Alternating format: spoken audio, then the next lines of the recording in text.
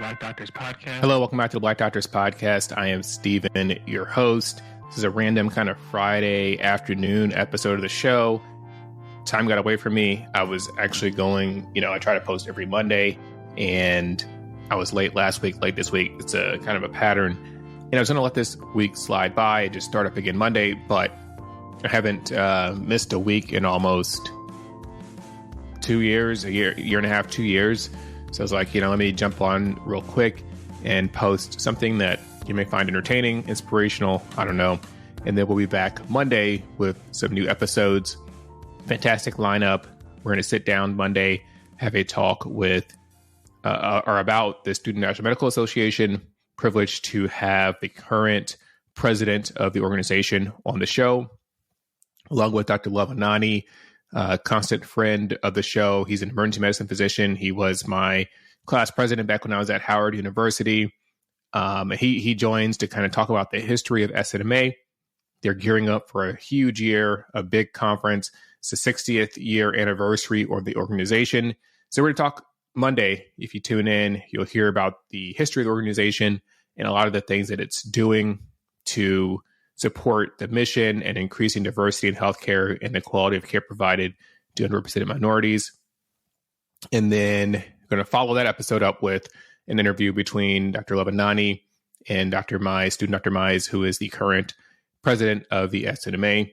Don't want to miss that. Registration is open for the conference. And as a matter of fact, early bird registration ends, I think, the 14th. So it's coming up soon.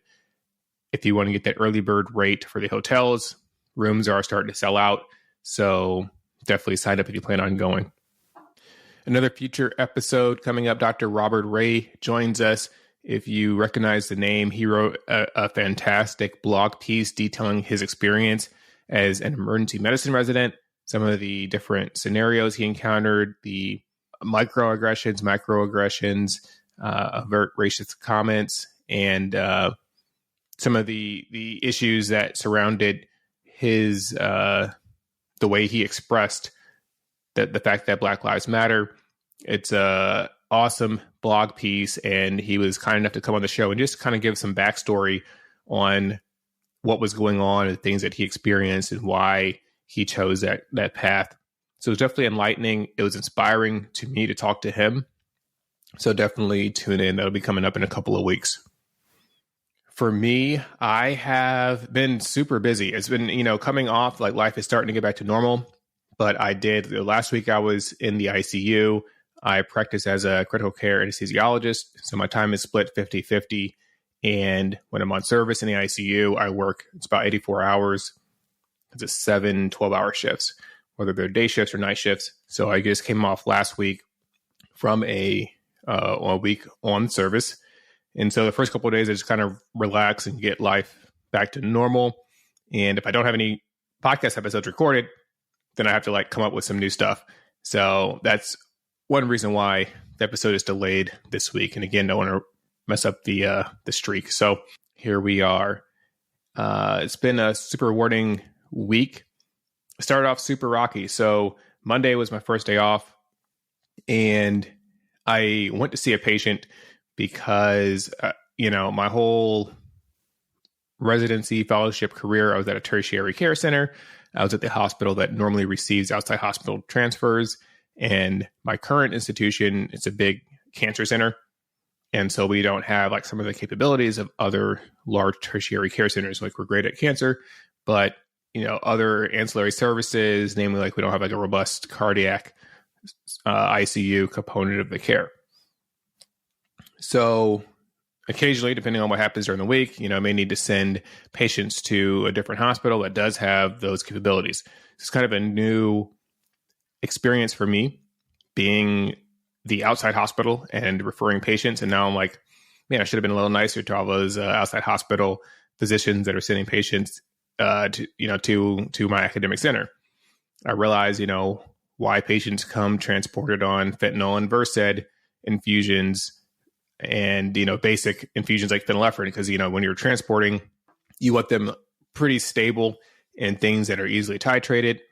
So over the last couple of months, having to transport or transfer patients, how do I, pull the trigger on a transport before the patient's too critically ill to move? And then if they are already pretty sick, how do I optimize them in a way that's extremely user-friendly? Because, shout out to the EMS folks, the paramedics, EMTs. I know they're doing the best they can, but sometimes, trying to explain some of the complex physiology and how, okay, yeah, you don't want to give this person fluids, or here's propofol, you can decrease this because, if they get hypotensive, you can get some pressure back if you decrease the propofol infusion. And it's all these like very complex clinical scenarios that I'm trying to sign out to folks as they're transitioning out of my current institution. So anyways, after I come off service, if I've transferred a patient out, I usually try to go and see them at whatever hospital they ended up at. So I started heading downtown to Tampa General. Now, I kind of live life on the edge. If you listen to last week's episode talking about my interview experience. And so I get in my car, of course, I wait till the last minute, and I've got like a meeting that I need to get back to the house for. So I only have a limited window. Now, my car situation right now, I got a 2011 Volvo XC90. It's an SUV. I actually got this car because I saw it in the movie Four Brothers. It's the one that Andre 3000 drove. And I was like, man, that's like a really cool car. It looks very responsible. Volvos are very safe. So back in residency, I bought this Volvo used. It's a 2011 Volvo XC90. So now, it's a little dated, but you know what? It is paid off. And it is very hard to get rid of a car that's paid off. It's got like 115, 120,000 miles on it. A couple of minor issues that I've had to fix along the way. I say all that's to say, like there was times like in fellowship, I had issues with the battery. Well, ultimately the battery ended up being dead. But like my first day of fellowship back in Chicago, I went to fire up the car and it wouldn't start. So I had to jump the car and then go to work. And then, usually the battery charges while you're driving. But I left the hospital in Chicago. And once again, my car was like, the battery was dead. And of course, it was the one time I got stuck on the top deck of the parking garage and it started to rain. So it was just like a comedy of errors. And I had to go get the starter box from security and jump my car. Then I ended up getting like, one of those jumper battery things, and I just kept it in the car until finally I had some time off where I'm like, okay, let me go get this battery tested, swapped out the battery, boom, we're good. But there was like a week and a half stretch where I had to jump my car like every morning and then on the way back from work. So anyways, this is, the non-glamorous side of medicine. We all got struggles. Mine just happens to be my car. So the battery, it gave me some problems when I first moved down here, but that's got sorted out. The issue now is the tire. I got like a slow leak on one of my tires or a faulty sensor. I don't know which, because every like 2 or 3 weeks, it gives me a warning that I have low air in my tires. Now, mind you, it's been giving me this warning for like the past week, but I'm also like usually running late to work. So I barely have time just to get in the door on time. And I definitely don't have time to stop and put air in my tires. And then on the way home, I'm tired. I want to get home. So basically, I've been riding dirty for the good portion of a week with low air in my tires. In the morning, it's cold out, for being in Tampa, it's a little cool out. So now I got to drive like half an hour down to this hospital downtown to see the patient I transferred down there. So I'm like, shoot, I should probably put air in my tires before I make this trek down to the city. And of course, I stopped by the nearest gas station on the way out. Well, the air pump's not working. I end up having to go to like 4 different gas stations before I finally find an air pump that's working. So I get that fixed. And then also I'm kind of running on empty. The light's not on yet, but it's a little low. But I don't have time because I'm in a time crunch now. I wasted so much time looking for an air pump. So I, head down the road to this hospital. It's a half hour out. I'm about, 20 minutes goes by. I'm 10 minutes away from the hospital. And my low oil light comes on. Now, mind you, I changed the oil in my car like a couple months ago, and I put a reminder in my phone that I needed to change the oil. And actually, the reminder went off Monday, like earlier that day. So I was supposed to change the oil, but I didn't. I was like, I'll be okay. Well, now it says low oil. Like, shoot, I can still make it. So I am 5 minutes away from this hospital, and all of a sudden, that little dash indicator turns red, and it says critically low oil. I'm like, okay. So I call an audible. Look up the nearest AutoZone. Okay, it's 10 minutes back the way I came. Man, like literally everything's going wrong. So I turn around real quick and I'm heading back the way I came. And I'm wondering, like, is my car just going to lock up? Is this it? I called my wife. I'm like, hey, text me what kind of oil I put in, because I could never remember what kind of oil I put in the car, whether it's 5W30 or 10W, whatever. So I'm getting there. I'm like 3 minutes away from his AutoZone, and my phone rings. It's a number I don't recognize. I got my ear pods in. So I answer it, and it's like somebody from some financial advisor that I kind of talked to a little bit in the past. And they're like talking about like, oh, when can we set up a meeting? And I was just like, I can't talk right now. Can you send me an email? We can try to get up a schedule. And then we hung up. And that like 90 seconds was just enough time for me to miss the exit.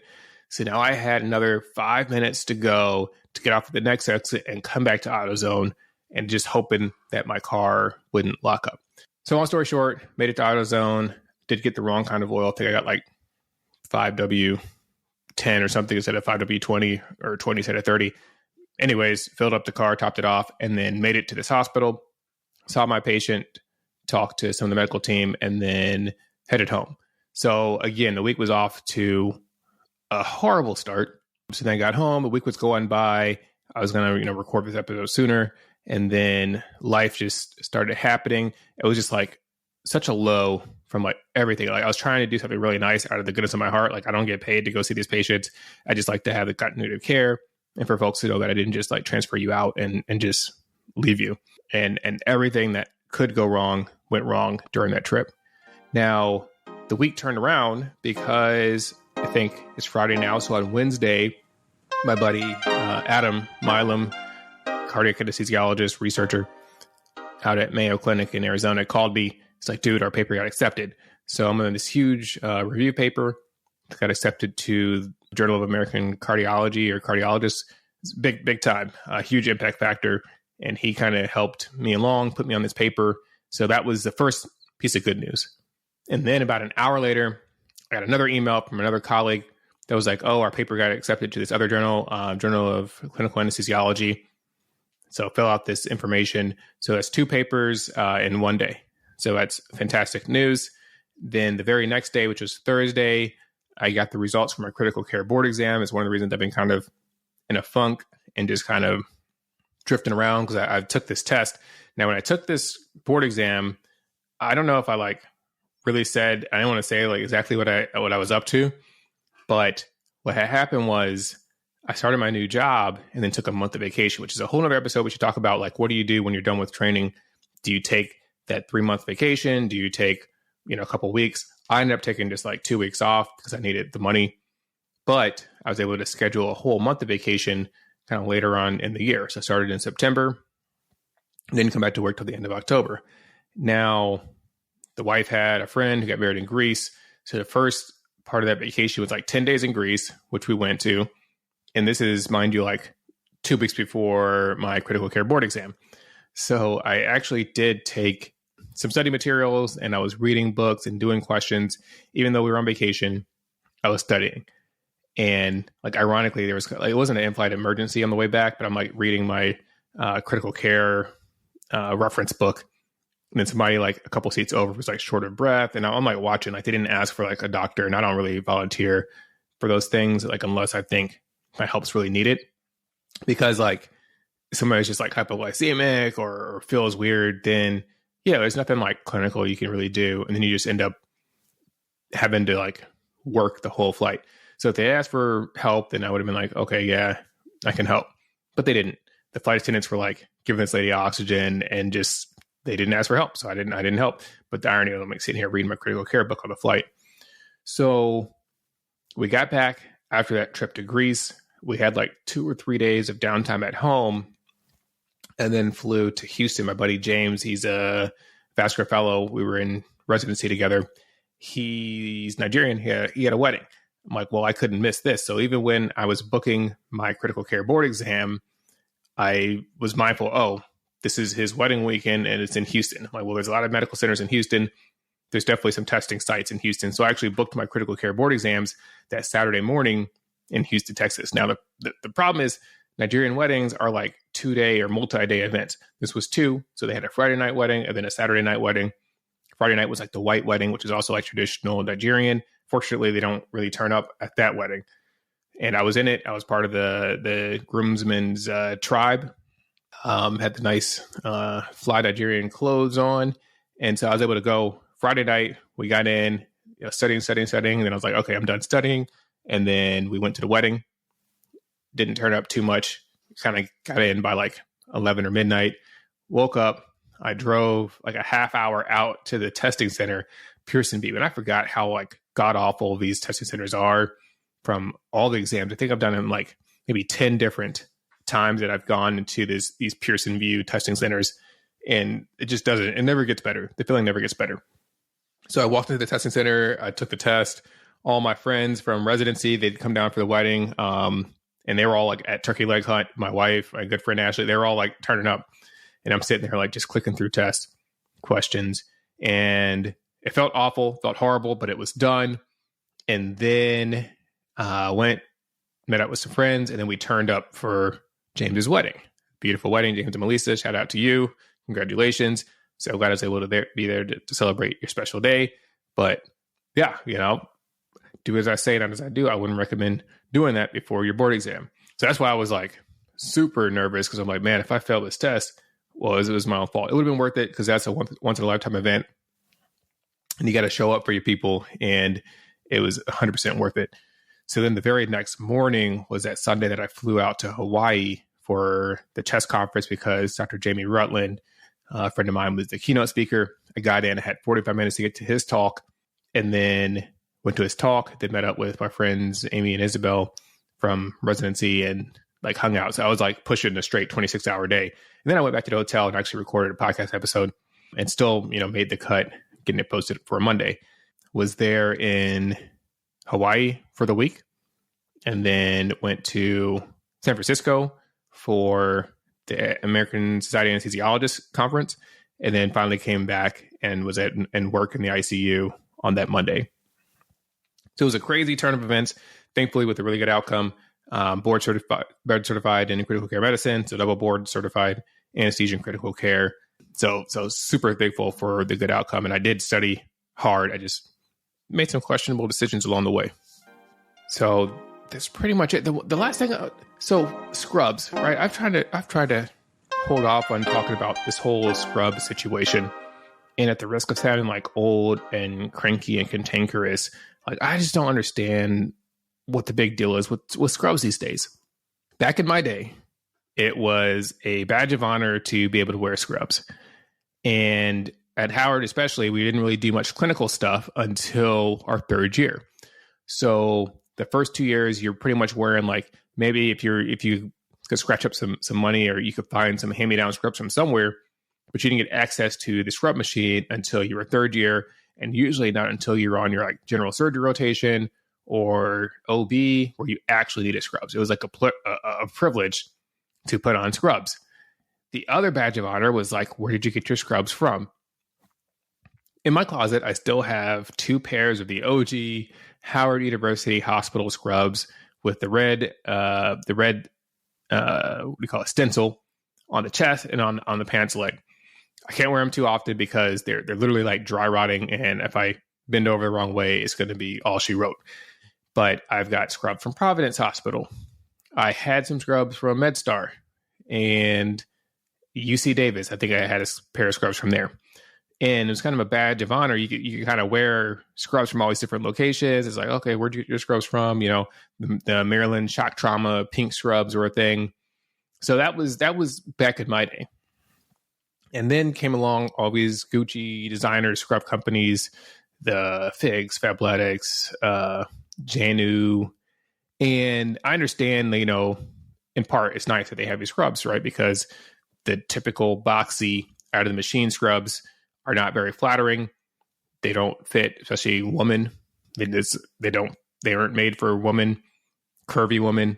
Like, it's a mess. So I understand, having some options that are actually appropriate and fitting and flattering.